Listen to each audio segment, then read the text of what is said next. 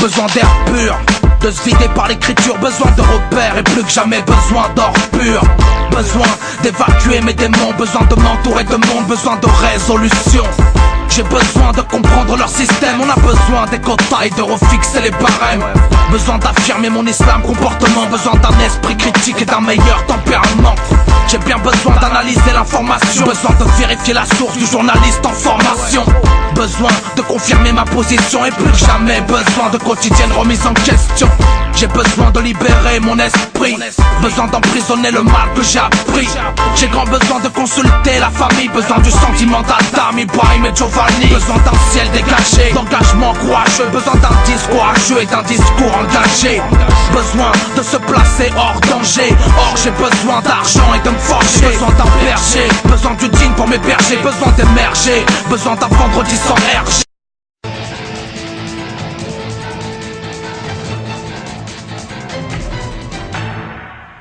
Bienvenue dans Reporter, le magazine de grands reportages de la rédaction. Nous revenons cette semaine sur la révolution tunisienne, une révolte populaire partie d'un profond malaise social. Un cri que la ville tunisienne de Redaïef avait déjà poussé voilà 3 ans. L'événement à l'époque n'avait pas été relayé car censuré, mais en 2008, cette localité a bien initié un vaste mouvement social contre le régime de Ben Ali. Un mouvement à l'image des dernières manifestations dénonçant la corruption ou encore le chômage et soutenu par des personnalités syndicales ou encore des journalistes. Ces militants, pour la plupart, ont été sévèrement réprimés et envoyés derrière les barreaux. Avec la chute de Ben Ali, ces Tunisiens engagés ont recouvré la liberté. Nos reporters se sont rendus à Redaïef, l'épicentre du séisme social. Voyez ce reportage signé Rim Matlouti et Jean-Marie Lemaire. Accueilli tel un héros de la Révolution, Hassan vient de passer 1 an et demi en prison. Chômeur engagé, il a été arrêté à Redaïef en 2008 avec 300 autres manifestants. Aujourd'hui, il rentre chez lui et peut enfin parler librement et sans peur. On n'avait pas le droit de parler, on n'avait pas le droit de débattre. C'était la loi de la corruption et de la répression dans un état policier. C'était la règle de Ben Ali, la loi des grandes familles et des bourgeois. Alors maintenant, c'est le couronnement de la liberté et du respect du peuple. C'est de sa cellule qu'il a suivi la nouvelle révolution tunisienne. Mais le vent de colère qui s'est levé cette année avait déjà soufflé en 2008 dans le sud-ouest du pays. À 350 km de la capitale, Redaïef est au centre d'un des plus importants bassins de phosphate du monde et pourtant Redaïef reste isolé des grandes villes riches de la Tunisie. Pour y arriver, il faut traverser les montagnes de cette région semi-désertique. Pendant 6 mois, près de 3000 policiers encerclaient la ville et menaient une guerre contre des manifestants qui dénonçaient la corruption et réclamaient du travail.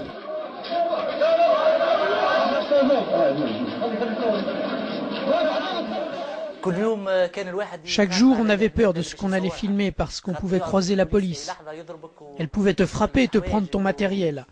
J'enregistrais certaines images directement dans mon ordinateur et j'en enregistrais d'autres là-dessus. Ça, c'était caché chez un ami à 40 km d'ici. Entouré de ses amis, Fahem savoure sa liberté. Pour avoir simplement fait son métier, il a été condamné à 4 ans de prison ferme. Il était un des rares journalistes à avoir couvert les événements. À l'époque, le gouvernement avait étouffé la révolte par tous les moyens.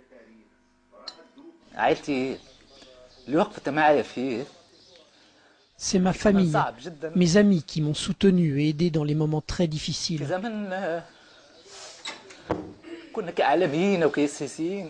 Ils m'ont soutenu à une époque où quand on rendait compte de la vérité, on avait peur chaque jour. La police pouvait taper à ta porte, n'importe quand, te frapper, t'humilier.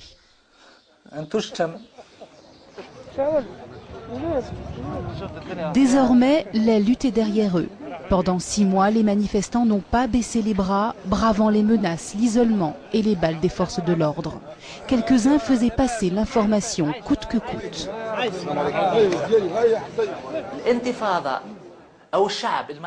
Dans l'intifada, le peuple privé de véritable information à cause de la dictature est obligé de trouver d'autres moyens. Les moyens, c'est quoi? Eh bien, les manifestants, les gens normaux, ce sont eux qui prenaient contact avec les chaînes indépendantes. Les médias ne peuvent pas envoyer de correspondants. Les correspondants, ce sont les citoyens. En 2008, Facebook n'était pas aussi connu qu'aujourd'hui, surtout dans des villes pauvres comme ici. Pourtant, des milliers d'habitants ont décédé gravés de ces révoltes.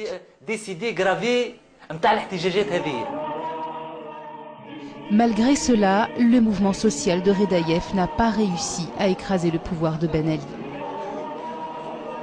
L'homme au kéfier est un des meneurs du mouvement populaire, la voix des manifestants, un dirigeant de l'UGTT à Redaïev, l'unique centrale syndicale en Tunisie. Pour avoir organisé des manifestations et troublé l'ordre public, il a été condamné à 10 ans de prison.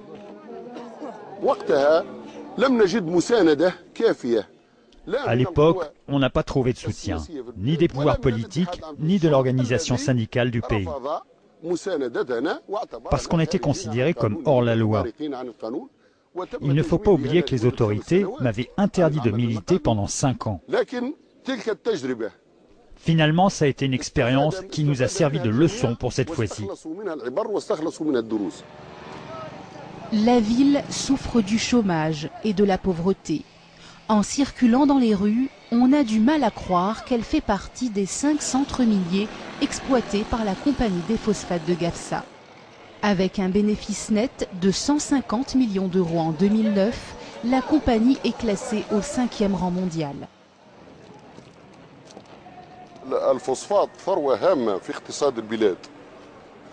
Le phosphate, c'est une richesse importante pour tout le pays et c'est la raison principale de la colère dans cette ville. Mais cette richesse, on n'en profite pas. Ni Redaïev, ni les autres villes de la région.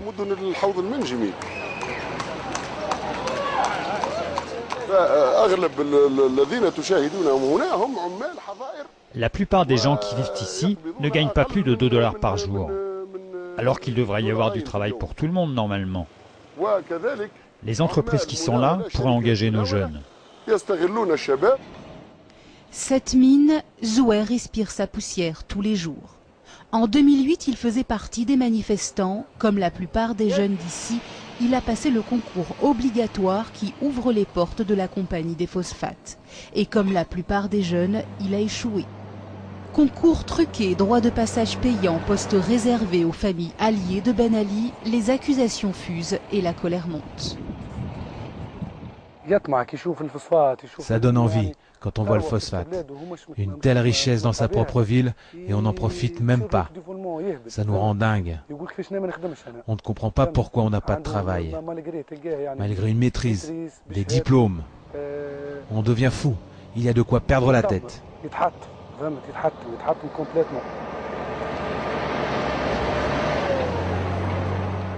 Cette mine que vous voyez là, c'est nous qui la faisons tourner. Juste une poignée d'ouvriers. À la mine, les sous-traitants mal payés et furieux dénoncent l'injustice dont ils sont victimes. Laissez-moi parler. Moi j'ai 53 ans. Ça fait 20 ans que je suis ouvrier. J'ai 7 enfants. J'ai un fils en 2e année universitaire. Et je l'ai jeté à la mer pour qu'il parte en France. J'en ai un autre à qui j'ai payé des études pour avoir un diplôme en mécanique et passer le concours et il ne l'a pas réussi. Moi je mangeais que du pain et du thé pour ça, du pain et du thé.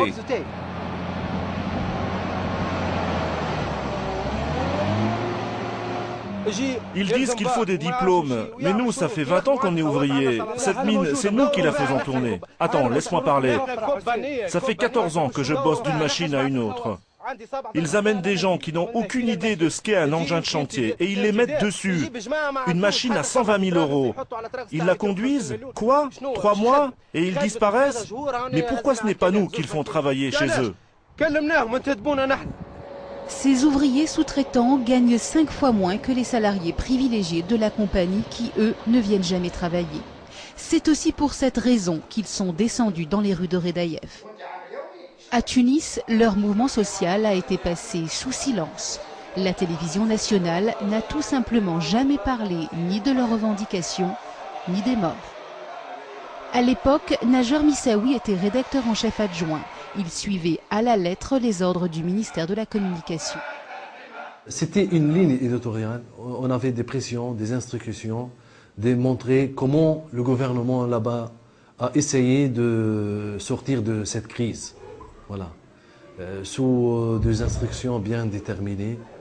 Le but, c'était de montrer l'image d'un régime qui essaye d'aider les citoyens de Rdeyf et de contourner cette crise. L'annonce de mesures d'aide sociale pour la région, c'est l'unique information diffusée par la télévision tunisienne, outil de propagande de Ben Ali. Loin des bureaux de la télévision d'État, une petite chaîne clandestine a pris tous les risques. Caché dans un immeuble du centre-ville, un appartement sert de rédaction aux journalistes indépendants.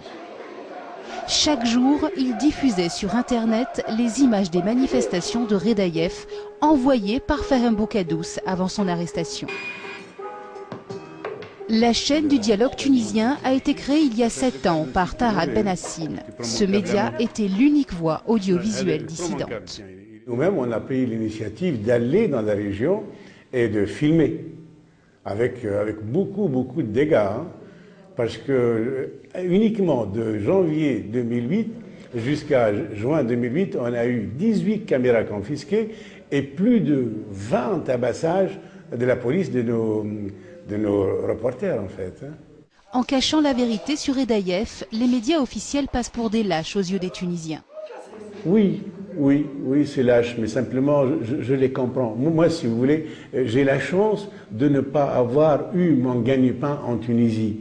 Parce que si je me suis dit, si je gagnais ma vie en Tunisie et qu'ils m'auraient affamé, comme ils menacé, comme ils l'ont fait avec d'autres, qu'est-ce que j'aurais fait? Est-ce que j'aurais été aussi brave, si je peux dire, que je l'étais?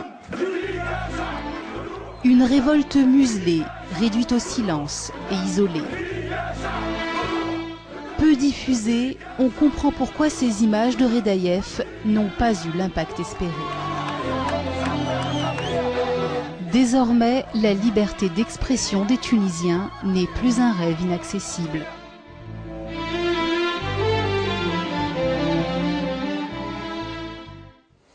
Voilà, c'est la fin de ce magazine. Merci à vous de l'avoir suivi. N'oubliez pas que vous pouvez voir et revoir nos reportages sur notre site internet www.france24.com. À bientôt pour un nouveau numéro de Reporter.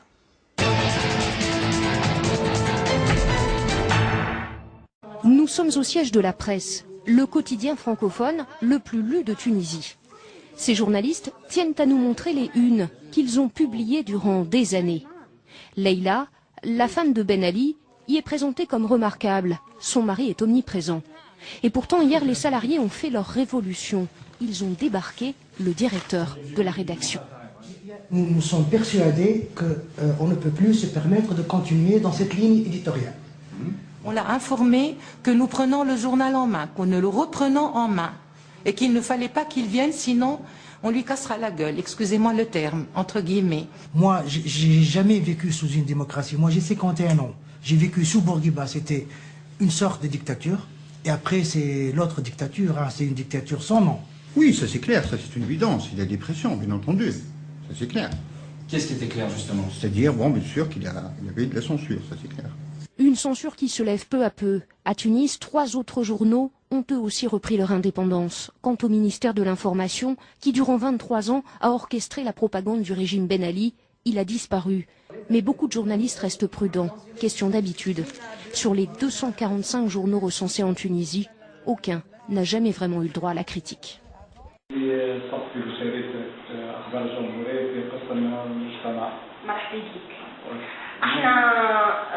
des étudiants من l'IAG وجينا اليوم خاطر عندنا تيم نحكيو على السانسور السانسرة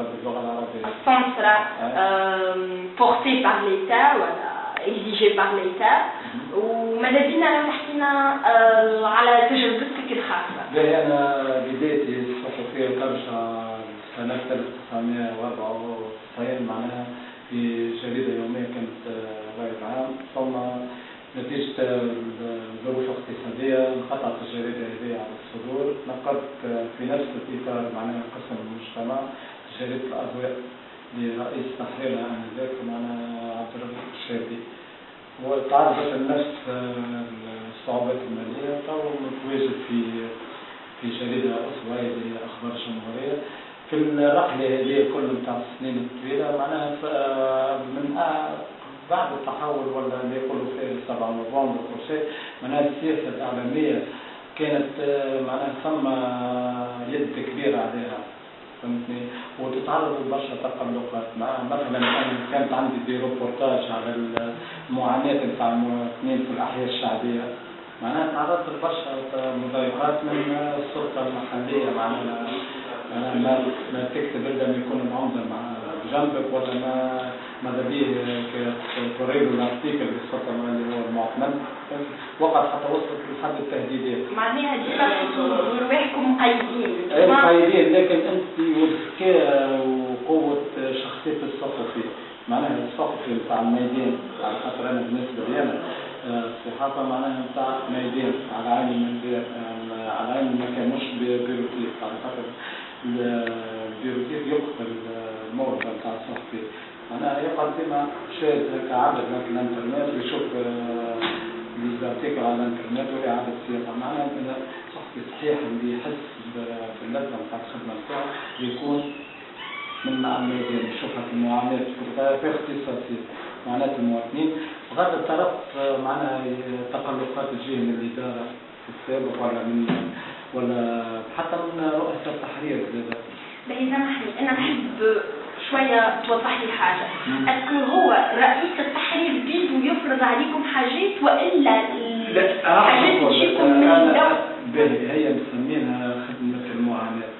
المعاناة مش من الناحية المادية ولا من ناحية المعاناة بالنسبة لي تخدم موضوع وتعرف عليه وتعرف الموضوع هذاك فيه نظر يجيك رئيس تحرير عنده مصالح مع جهات معنية ما يعجبوش ليك فهمتني؟ هذيك تعتبر سونسير أنا تحب تكسر السكراي وهاك المصداقية مع المواطنين اللي مشيت لهم وكل شيء وفي الآخر يستناو هم هذيك نقطة اللي هي بالنسبة لهم باش تحل لهم مشكلتهم باش تقصدها وبعد ما تصلش على معناها رئيس التحرير هو بيدو تقاهر هو في السابق أنت وقوة شخصية رئيس التحرير جاء ثم رئيس التحرير معناها هو في قانون الصحافة مثلا ما تسلبش ما تعطيش معطيات غالطة هذيك في القانون تتعاقب عليه المفيد ترجم واقع شفته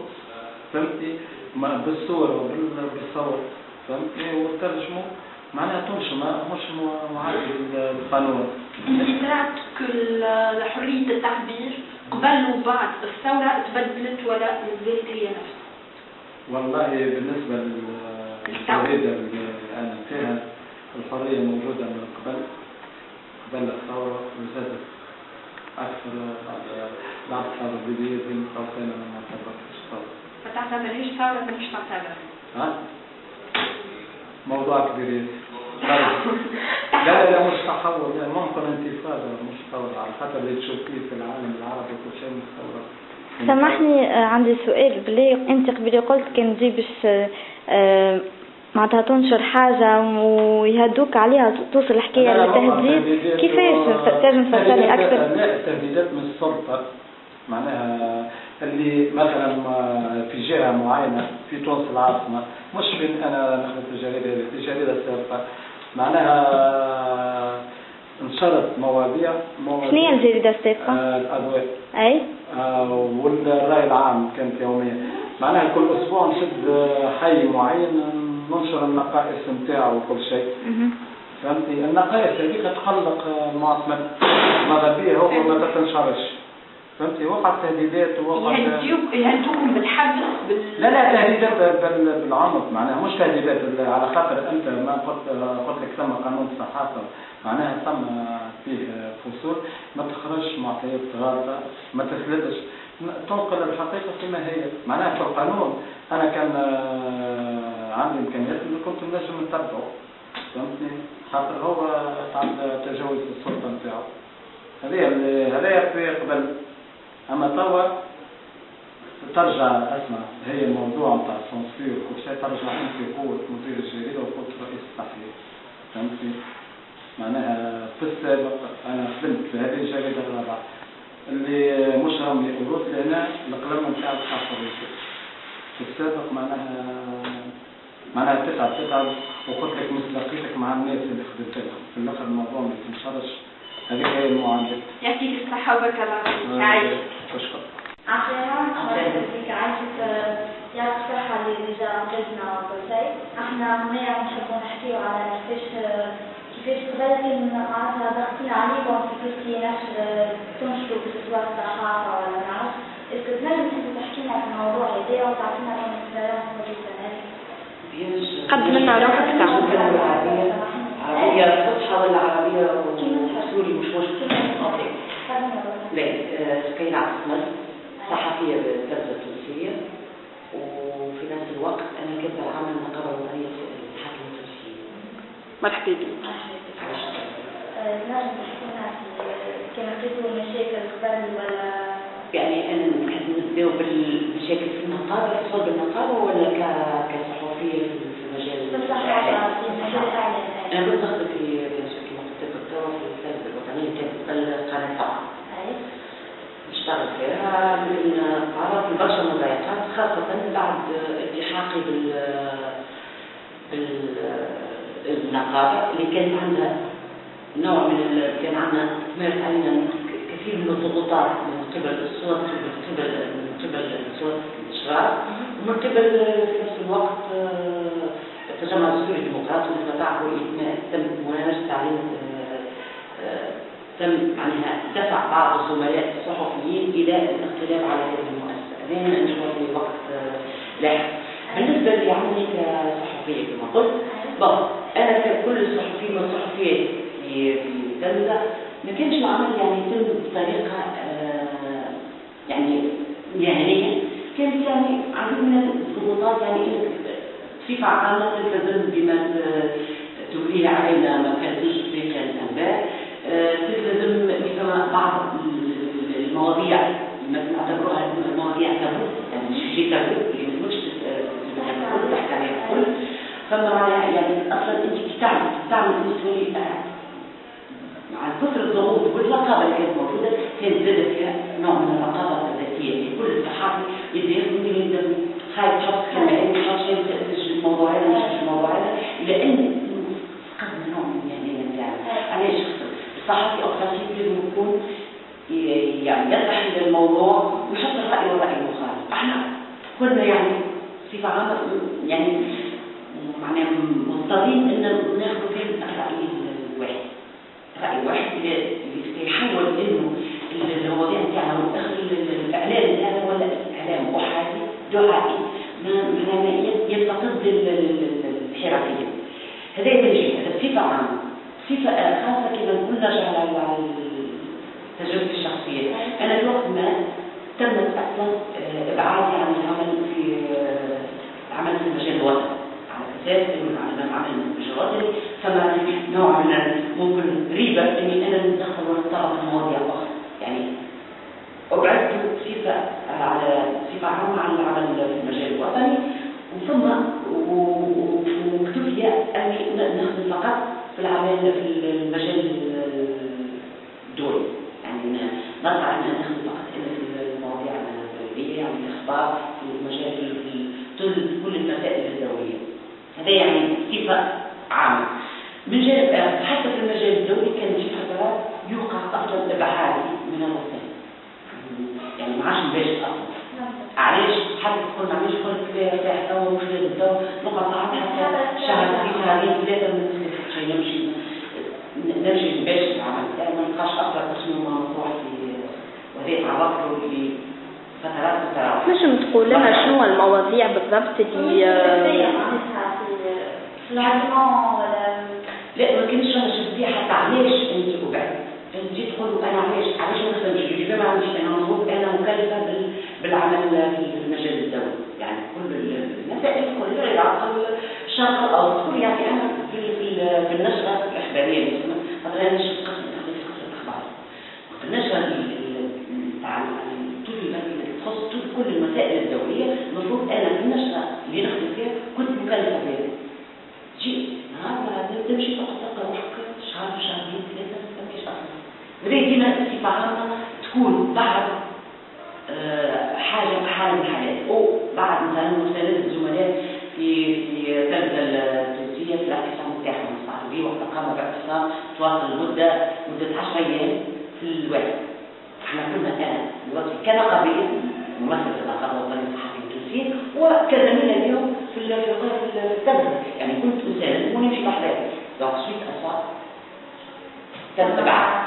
فماش تهديد بالحبس ولا ما فماش تهديد بالحبس ولا لا بعد انا بالنسبه لي وقعش تهديد لا بالحبس ولا حاجه. الحضاره الوحيده اللي تعرضت فيها نوعا ما من التهديد بالعقوبه وقت اللي كنا وقت خلال الازمه النقابيه وقتها بعد ما تم ابعادنا والانقلاب على المكتب الشرعي وقت انا كنت عندنا البقايا تاع بطاقات الخراف الزملاء كنت اعطيته حقه انهم يعتمدوها ولا ما يعتمدوهاش هذيك حاجه خاصه. لان احنا بالنسبه لنا كمكتب هذوما الزملاء دفعوا معلومه تاع الخراف عندهم بطاقات حاضره يلزم ياخذوها يعني هذيك امان. وقت انا بديت نوزع في بطاقات الخراف في المؤسسه تم تهديد ضمنيا انه سيتطلب عليها عقوبات اذا كان وصلت في توزيع البطاقات على العقوبات ولا يقالوا حتى شيء. هم يقول لك انت راهو سلطه يقول لك بالضبط قالوا لي سلطه الاشراف راهي قالت تنجم تتعرض لعقوبات اذا وصلت في توزيع الاختراقات. هذا يعني من غير تحديد نوعيه العقوبه.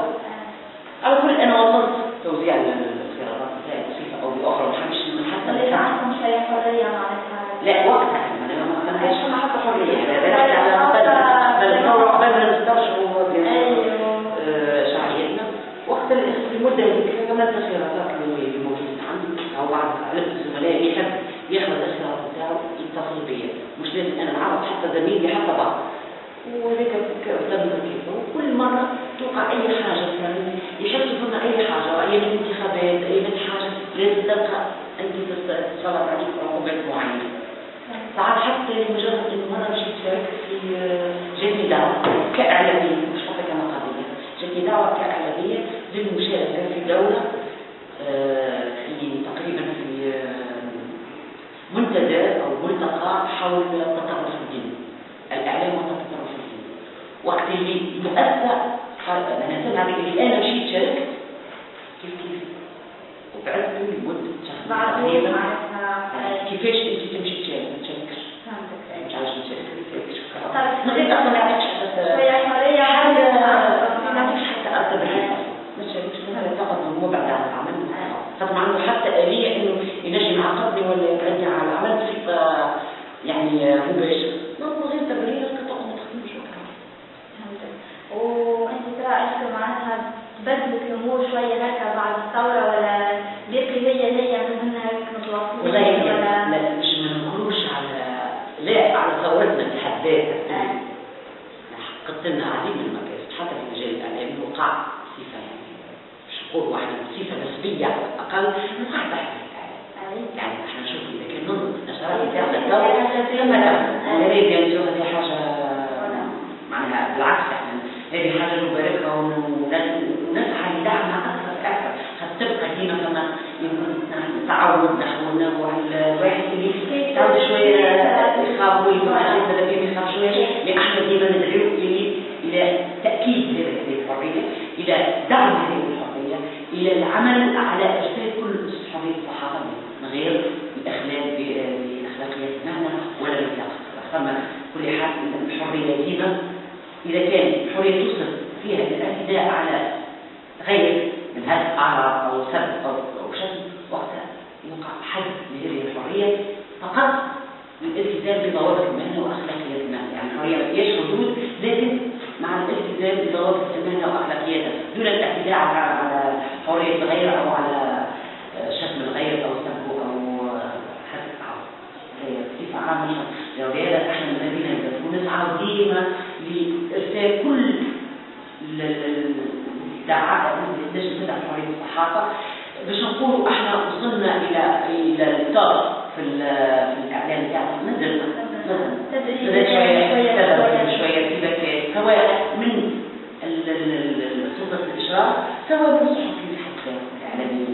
لما تعرفوا في الإعلامي قعد مدة طويلة يعني يحضر في الدرجة معناتها في برشا برامج ولا في الإذاعة ولا شيء ما كانوش يحكيوا قبل الثورة، فهمت على برشا حاجات فهمتني. توريها بعد الثورة العكس ولاو يحكيوا وعادي ما عادش فقط ساعات تلقى بالعكس، مثلا المسؤولة ساعات تنهض الاتجاهات فيه، يعني اني كنت قبل الممنوع الحديث عنه وكل حاجة مخالفة ما نتكلمش عنها، تو إلى حسوا ساعات انه الصحفي نظرا للشغف للحرية ولا يحكي على الحاجة المعاصرة وينسى ساعات ينسى انه لازم يعطي رأي مخالف، لكن شوية احنا قاعدين لما تحس اصلا قاعد تحسن شوية بعد حياتي قاعدة نرجع للحرية ديالنا، وهذا مازال يعني بحال ما يقولوش علينا المجهود اللي قاعد قائد شوية مع بعض. احنا قاعدين نحاول نأصلا في النقابة، نحاول نعمل في دورة تكوينية، عندنا سلسلة من الدورة التكوينية حول الريبورتاج السياسي، حول الريبورتاج بصفة عامة، حول باش نعمل زاد معناها حول التغطية الانتخابات الحملات الانتخابية، خاطر احنا ما تعودناش قبل انه نقوموا بتغطية انتخابية، كنا نعرفوا اللي كانت تغطية ديما أحادية، ديما فيها صنصة نوعا ما، وديما معناها ديما لصالح حزب واحد، سواء في حاجة نعمل تجربة كبيرة، وهذا يلزم كل الصحفيين يتعودوا ويتعلموا على الأقل في تفادي الارتباكات، تفادي الانزلاقات اللي ورثت قبل الثورة. إذا ما قدرش ننصحهم الصحفيين طبعا لا باش يكون فيها دورات تكوينية على كل حال باش تعاون كل صحفي إنه يحاول يتفادى هذه الانزلاقات، يحاول يغطي بصفة حيادية، خاطر الصحفي ما عندوش إنه يجي مع الحزب هذا ولا مع الحزب هذا ولا مع الطرف هذا، هو إلا باش يفهم باش يغطي وباش يوضح للرأي العام كل ما إنه موضح على الطاولة، يعني كل الأحزاب لها الحق أنها توضح آرائها، كل الأطراف عندها الحق أن تبين شنو هي برامجها وشنو هي نواياهم، وهذا الصحفي عليه إنه يعطي كل الحرية للرأي المخالف، يعني باش يعاون فقط المواطنين، يعاون الرأي العام على التفاهم، على التعرف على كل الأطراف الموجودة في البلاد. يعطيك الصحة وإن شاء الله يا رب تلقاو الحرية دائما سواء في الصحافة سواء في الإعلام. حريتكم هي حريتنا دو بلوس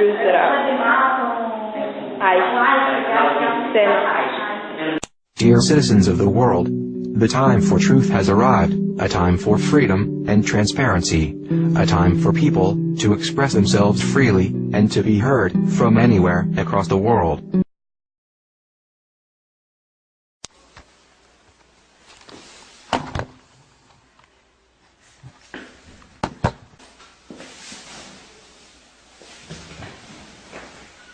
عسلامة. نحب نقول للميديا التوانسة معناها وسائل الإعلام السمعية والبصرية والجرايد، راهو اليوم مش معقول الأخبار والشيء اللي قاعد يصير في البلاد نسمعوه كان من القنوات الأجنبية، سواء كان فرنسية ولا أمريكانية ولا طليانية ولا الجزائر، وبعد نسمعوا بعد 4-5 أيام هنا. راهو الشيء ذا يخلي العباد تزيد تغلي اكثر وتزيد تفلت اكثر وتزيد ما عادش تعطي فيكم الثقه جمله واحده وما عادش تعطي فينا الثقه جمله واحده. راهو سي با نورمال aujourd'hui qu'on s'exprime pas par rapport à ce qui se passe et réellement avec beaucoup de transparence. كان ما تنجموش وما تحبوش ولا خاطيكم اغسلوا سيكم وارقدوا. على خاطر اليوم لي ميديا مش فاهمين اللي فما فيسبوك وفما انترنت وفما البارابول، والعباد قاعده تتفرج والعباد ما عادش فاهم والعباد فاهمين. المواطن التونسي اليوم في مخه ولا بوكو بلو رابيد اي بوكو بلو انتيليجون كو الصحافي ولا كو التلفزه ولا كو الراديو، وما عادش يصدقكم وما عادش يمن بكم وما عادش عندكم كريديبيليتي. وكان اليوم اون سو راتراب با بارابور ا سيت كريديبيليتي مشينا الناس الكل، على خاطر ما عادش يمنك جمله واحده، يولي حاجته بالانفورماسيون يدور يتفرج في بلاد اخرى ما عادش يتفرج في تونس. وهو حاجته بيك انت اليوم، على خاطر انا بيرسونيلمون كمواطن تونسي اليوم كي نقرا لانفورماسيون من بلاد اخرى ولا على الانترنت وما نقراهاش في بلادي نحس روحي كاني تغدرت، كانكم كذبتوا عليا. كي تعطيني زاد الانفورماسيون بعد 3-4 ايام كانك aussi كذبت عليا، كانك شديت عليا هكا ان تروك كو تو ما با دي اللي لازمك تقولوا لي في وقته. سي سكيل فو كومبروندر. وما فهمتوهاش نعاود نقول لكم اغسلوا ساقيكم ورقدوا، سي ترو تار عليكم.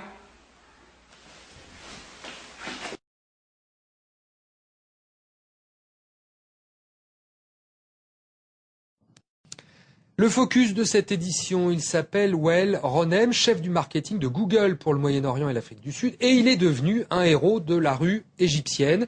Il faut dire que si la mobilisation populaire est ce qu'elle est aujourd'hui, encore, place Tahrir, il n'y est pas étranger. On le voit sur ces images, à 30 ans, le cybermilitant a réussi à fédérer des centaines de milliers d'opposants au président Hosni Moubarak, avec d'autres évidemment, avant d'être arrêté, détenu pendant 12 jours, puis finalement libéré, et son retour, vous l'avez vu, place Tahrir, hier a été triomphal. Il incarne à lui tout seul cette révolution des réseaux sociaux, Facebook, Twitter et d'autres, qui, de l'Égypte à la Tunisie, en passant par la Jordanie et le Yémen, embrasent le monde arabe.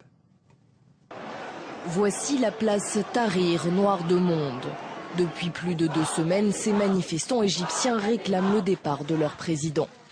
Une place, symbole du rassemblement des anti-Moubarak, un rassemblement auquel Gigi, une militante politique, n'est pas totalement étrangère. C'est elle qui a en quelque sorte semé les graines de la révolution grâce à des réseaux sociaux. On a lancé sur Facebook et Twitter les premiers appels à manifester le 25 janvier en appelant cela la marche pour la révolution. Et quand je suis allée manifester le premier jour, je n'imaginais pas que j'allais me retrouver dans une vraie révolution, celle à laquelle j'ai toujours rêvé. Facebook ou encore Twitter ont en effet fortement contribué à la mise en route de la révolution égyptienne. Des moyens modernes de communication dont les Égyptiens ont pu mesurer l'impact, des moyens de rassembler, mais aussi d'informer. Facebook ou Twitter sont de très bons moyens de communication. Ça ne peut être contrôlé par personne. Ce n'est pas comme les médias ou la télé, notre télé égyptienne ou d'autres. Ils contrôlent tout. Avec ça, il n'y a pas de contrôle. Je peux faire une vidéo ou une photo, je la charge et ça parle à tout le monde. Nous n'avons pas d'autres moyens de communiquer. Difficile de ne pas croiser place Tahrir, un Égyptien sans son téléphone portable à la main. Des vidéos et des photos qui seront ensuite postées sur des réseaux sociaux comme Facebook. Une page créée sur Facebook a également joué un rôle clé dans la mobilisation de la jeunesse égyptienne. Intitulée « Nous sommes tous Khaled Saïd », du nom d'un jeune homme battu à mort par la police, elle a été créée par Wael Ronem. Une page qui a valu au chef du marketing de Google pour le Moyen-Orient et l'Afrique du Nord une arrestation. Libéré lundi après 12 jours de détention, il est devenu un symbole, celui de la révolte égyptienne. En Tunisie aussi, les réseaux sociaux ont joué un rôle essentiel, mais ils n'ont pas provoqué la révolution tunisienne, ils en ont été l'un des acteurs. C'est l'immolation de Mohamed Bouazizi qui a tout déclenché. Un geste désespéré d'un jeune homme obligé de vendre des légumes pour nourrir sa famille. Et ce sont les blogs et les réseaux sociaux qui ont relayé cet acte et suscité la colère de la population. Dans un pays où les médias traditionnels sont muselés depuis des années, c'est sur Internet que la contestation s'est organisée. Ben Ali a été la première victime des révolutions du web 2.0. Invité de ce focus, Fabrice Epelboin, bonsoir. Bonsoir. Merci d'être là. Vous êtes un spécialiste de ces réseaux sociaux. Vous êtes éditeur de Read Write Web. C'est un blog international avec une audience tout à fait considérable. Est-ce que vous attribuez cette révolution égyptienne à Twitter, à Facebook? Alors, plus Facebook que Twitter, mais d'une façon générale à une génération qui utilise ces outils comme les précédentes utilisaient le téléphone ou l'imprimerie. Pourquoi plus Facebook que Twitter en Égypte? Twitter reste en Égypte, comme en France, comme ailleurs, un outil beaucoup plus élitiste. Facebook est un outil de masse. est utilisé par l'ensemble de la population, évidemment connectée à Internet, mais c'est quelque chose d'extrêmement populaire. Qu'est-ce qui est le plus important dans la communication et dans l'information qui circule sur ces réseaux sociaux? C'est le texte, c'est l'image, c'est la vidéo? En Tunisie, c'est sans conteste la vidéo. En Égypte, je vous avoue que je ne sais pas très bien. C'est vraisemblablement aussi la vidéo. Tout ça est très lié à la diffusion des smartphones qui permettent très facilement de réaliser des petits clips et de les télécharger sur Facebook très facilement. Alors on sait évidemment que désormais ce taux de pénétration des téléphones portables équipés d'appareils photo et ces smartphones d'une manière générale peut-être un peu plus perfectionnés qui permettent d'aller sur Internet touche désormais tous les pays du monde, pas un seul pays où la population, même modeste, ne possède ce genre de choses. Donc ça autorise désormais dans le monde entier tous à pouvoir contester le pouvoir lorsqu'il ne leur convient pas? Ça change la donne, ça empêche totalement des gens comme Moubarak, par exemple, de cacher la vérité à l'extérieur. Ça impose une certaine forme de transparence. Alors vous diriez que c'est un instrument de la démocratie, Facebook, aujourd'hui? Ah, sans conteste. Sans conteste. Et pourtant, Reed Wildwood ne fait pas partie des gens qui habituellement apprécient Facebook, mais il faut reconnaître qu'effectivement, c'est un instrument de la démocratie absolument essentiel. Y en a-t-il d'autres dans ce registre? Pourquoi Facebook réussit-il à générer et à concentrer une telle puissance? 1 demi-milliard de membres, même plus. Aujourd'hui, on en est à 600 millions. Créé il y a 7 ans, rappelons-le. Créé il y a 7 ans, plus d'1 demi-milliard de membres et l'apparition d'une espèce de conscience globale qui dépasse de loin les frontières et qui fait qu'on va pouvoir assister à des phénomènes de solidarité internationale très rapides. Qui dirige ces phénomènes? Est-ce que systématiquement, et est-ce qu'on peut tirer des leçons des différentes crises et des différentes révolutions, mais est-ce que la structure de la révolution qui s'appuie sur Facebook et sur ses réseaux sociaux est la même à chaque fois?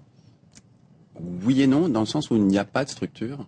On a affaire à des types d'organisations qui ne sont pas des organisations, qui sont spontanées, opportunistes, et qui, au cas par cas, réunissent des gens de façon très opportuniste et très spontanée. Mais il ne s'agit pas d'organisation. Alors vous faites un distinguo entre la manière dont ça s'est passé en Égypte et la manière dont ça s'est passé en Tunisie. Vous avez été vous-même, je voudrais que vous nous le racontiez, très impliqué dans la manière dont les choses se sont passées pour la Tunisie sur les réseaux sociaux. Alors il se trouve que la rédaction française de Read Wide Web a été très impliquée dans la Tunisie. Slim Hamamou, par exemple, était l'un des rédacteurs de Read Wide Web. C'était un de nos correspondants en Tunisie et ça faisait 1 an qu'il travaillait avec nous. Et la rédaction américaine de Read Wide Web est très impliquée en Égypte. Ce garçon qui travaille toujours chez Google. Wael Ronem. Voilà. Est toujours très proche de l'un des rédacteurs de Read Web US. Alors, sur la Tunisie, racontez-nous votre expérience, la manière dont vous avez vécu les choses sans bouger de la France où vous habitez. Sans bouger de mon salon, oui. J'ai vu d'abord cette vague de partage au tout début de Sidi Bouzid. Comment est-ce que... Alors, je vais vous poser des questions précises, mais comment est-ce que vous vous rendez compte que tout d'un coup, il se passe quelque chose? C'est parce que tout d'un coup, il y a un afflux de photos, un afflux de réactions? Voilà, tout d'un coup, dans ma timeline Facebook, énormément de Tunisiens qui se mettent à partager les mêmes images. Et puis moi qui demande, très concrètement, j'ai énormément de friends Facebook qui sont tunisiens. Donc je demande de quoi il s'agit et puis on m'explique. Et puis petit à petit, je réalise l'ampleur du phénomène, l'importance du phénomène. Pas facile à réaliser pour un Français, pour qu'il y ait une manifestation, ça n'a rien d'exceptionnel. Et puis au bout d'un moment, rapidement, on vient à aider ce qu'on a fait depuis. C'est-à-dire de spectateurs, vous devenez acteur? Oui, très rapidement. Vous avez le sentiment d'avoir contribué, vous, depuis votre salon, comme vous le disiez, à faire tomber Ben Ali en Tunisie? J'ai le sentiment d'avoir aidé ceux qui ont fait tomber Ben Ali. C'est pas tout à fait la même chose. Merci beaucoup d'être venu nous parler, Fabrice Epalbois, de cette révolution en cours en Tunisie, on l'a vu, en Égypte en ce moment et peut-être ailleurs. On évoque la Jordanie, on évoque le Yémen aussi, où ce genre de manifestation et de développement de l'information se fait. Merci d'être venu dans le Focus. Et Raphaël Kahn nous a rejoint pour évoquer la prochaine demi-heure, Raphaël. Oui, vous parlez de Jordanie, Antoine. On va en parler dans la prochaine demi-heure. Le nouveau gouvernement a... وإلى قضيتنا المغاربية، فتتعرض مجموعة من مواقع الإنترنت الحساسة التابعة للحكومة التونسية منذ ليل الأحد الماضي تتعرض لهجمات إلكترونية عطلت 8 منها على الأقل. وقد تبنت تلك العمليات مجموعة من قراصنة الإنترنت تطلق على نفسها اسم أنونيموس، وتتوعد الجماعة بمواصلة قرصنة المواقع التونسية الرسمية طالما لم تنهي السلطات هناك القيود الصارمة التي تفرضها على تصفح الإنترنت. واحدة بواحدة، إنها معارك الإنترنت، ففي هذه الساحة باتت تصطرع إرادتا الاستمرارية والتغيير. هموم تونس أيضا هذه الأيام انعكست على الشبكة العنكبوتية. إذا كنت تحاول تصفح أحد المواقع الحكومية الحيوية فقد تنتظر قليلا أو ربما كثيرا قبل أن تلج إلى صفحتك، هذا إذا ولجت. فهجمات قراصنة الإنترنت طالت موقع الحكومة التونسية بل وموقع رئيس البلاد نفسه، ولم يسلم من التعطيل موقع وزارتي الخارجية والصناعة وموقع البورصة التونسية، وقبل هذا وذاك موقع الوكالة التونسية للإنترنت المعروفة في تونس باسم عمار 404. إنها عملية تونس، هكذا سماها أصحابها، وهم مجموعة من قراصنة الإنترنت تطلق على نفسها اسم أنونيموس. عرفت المجموعة بشنها أخيرا هجمات قرصنة على مواقع معادية لمؤسس موقع ويكيليكس، فما لها وتونس هذه المرة. في بيان وضعته لفترة على موقع الحكومة التونسية المقرصن، قالت الجماعة إنها تشعر بسخط كبير تجاه تصرفات الحكومة التونسية وما وصفته إعلان إدارة الرئيس بن علي الحرب على حرية التعبير والديمقراطية بل وحتى على الشعب التونسي. وتضيف أنونيموس أنها ترغب في مساعدة الشعب التونسي فيما تسميه كفاحه ضد القمع، قبل أن تشدد على أن الهجمات الإلكترونية ستتواصل حتى تحترم الحكومة التونسية حق المواطنين جميعا في التعبير الحر والوصول إلى المعلومات وتنهي الرقابة على الإنترنت. هو الرد إذن إلكترونيا على سياسة الحجب الإلكتروني التي تنهجها السلطات التونسية. ففضلا عن منع مواقع بعينها وما أكثرها، يشكو كثير من رواد الشبكة الدولية من التونسيين مما يقولون إنه اختراق حكومي لبريدهم الإلكتروني وقرصنة لمدوناتهم وصفحاتهم على مواقع التواصل الاجتماعي. وأقرب الأمثلة على اشتداد قبضة السلطات في تونس على الإنترنت وفشلها في ذلك في آن معا تلك الحركات الاحتجاجية التي تعم مناطق من البلاد. فلا تزال الحكومة تحاول قطع طريق المعلومة والصورة، لكن العالم لا يزال يسمع ويشاهد. حول هذا الموضوع ينضم إلينا من بيروت سامي بن غربية المدون والباحث في شؤون الإنترنت. سيد بن غربية، مواقع إنترنت تونسية حساسة تتم قرصنتها، هل نحن الآن أمام حرب إلكترونية يديرها قراصنة الإنترنت؟ أولا دعني أضع الأمور في إطارها. مجموعة أنونيموس لها شأن بالدفاع عن حرية التعبير في العالم، كانت قد تدخلت لمناصرة الشعب الإيراني خلال انتخابات 2009 الذي واجه حملة على الأرض وحملة قمعية على الإنترنت عبر حجب أغلب المدونات والمواقع الإخبارية. فتدخلت مجموعة أنونيموس لمناصرة المبحرين الإيرانيين، وفي نفس الوقت تدخلت مجموعة أنونيموس في أستراليا خلال بث قانون الانترنت الذي يخول للحكومة الأسترالية منع إنشاء ونشر بيانات على الانترنت. تدخلت مجموعة أنونيموس للدفاع عن حقوق مبحري الانترنت في أستراليا. ثم الحدث الأكثر شهرة هو تدخل أنونيموس لحماية حق ويكيليكس في نشر الوثائق الدبلوماسية من السفارة الأمريكية في العالم. فقضية تدخل أنونيموس من أجل مناصرة قضية حرية التعبير في بلد يخضع لمحاصرة للمعلومة ليست غريبة. الغريب والطريف في الواقع التونسي هو أن يواجه جيش مجهول جيشا مجهولا آخر، لأن سلطة الرقابة والحجب في تونس ليست شفافة، لا ندري من هو يحجب. لقد سمى التونسيون وكالة الانترنت في تونس بعمار نظرا لغياب الشفافية. طيب. هناك صفحة 4. طيب سيد بن غربية، إذا ما تحدثنا عن الحالة التونسية بالتحديد، هذه القرصنة التي طالت مواقع حساسة في البلاد يعني وصلت إلى حد موقع رئيس الجمهورية، تطرح السؤال مدى سهولة قرصنة المواقع الحساسة، وفي المقابل مدى تحصن هذه المواقع في وجه القراصنة. نعم، يعني من الضرورة توضيح مسائل تقنية. أولا ليست قرصنة، هي هجمات منع الخدمة، ليست عملية قرصنة وليست عملية تخريب. لم يقم هؤلاء الأنونيموس بتخريب مواقع حكومية تونسية. نعم، لكن الموقع عذرا سيد بن غربية، نعم. يعني ما أعني بالقرصنة، تم يعني الهجوم على الموقع ونشر بيانات من قبل هؤلاء بما يعتبر قرصنة إلكترونية. لا، تقنيا لا يعتبر قرصنة، باللغة التقنية يعتبر ديفيسنج، يعني تغيير وجهة الموقع. لم يقوموا بتخريب البيانات على عكس ما تقوم به الحكومات التونسية من قرصنة مواقع أحزاب سياسية معترف بها تونسيا. لقد تمت قرصنة حزب الموقع حزب حركة النهضة، الديمقراطي التقدمي، موقع نواة، موقع كلمة، موقع تونس نيوز. تقريبا أحصينا أكثر من 20 حالة قرصنة وتخريب لمواقع ومدونات تونسية، وكانت عمليات متوازنة يقوم بها فريق محترف يقوم بتخريب وحذف البيانات. ما نشهده اليوم ليست عملية قرصنة، هي عملية هجمات لمنع الخدمة فقط. نعم، شكرا جزيلا لك سيد سامي بن غربية، المدون والباحث في شؤون الإنترنت، كنت معنا من بيروت. سلام حضرتك، تنجم تحكي لنا شوية على الميديا نتاع تونس قالوا فيها قبل وبعد الثورة؟ والله الميديا ما تبدلتش، معناها ما فماش حاجة كثيرة. اسك لعبت دور في البريود نتاع الثورة ولا ايش؟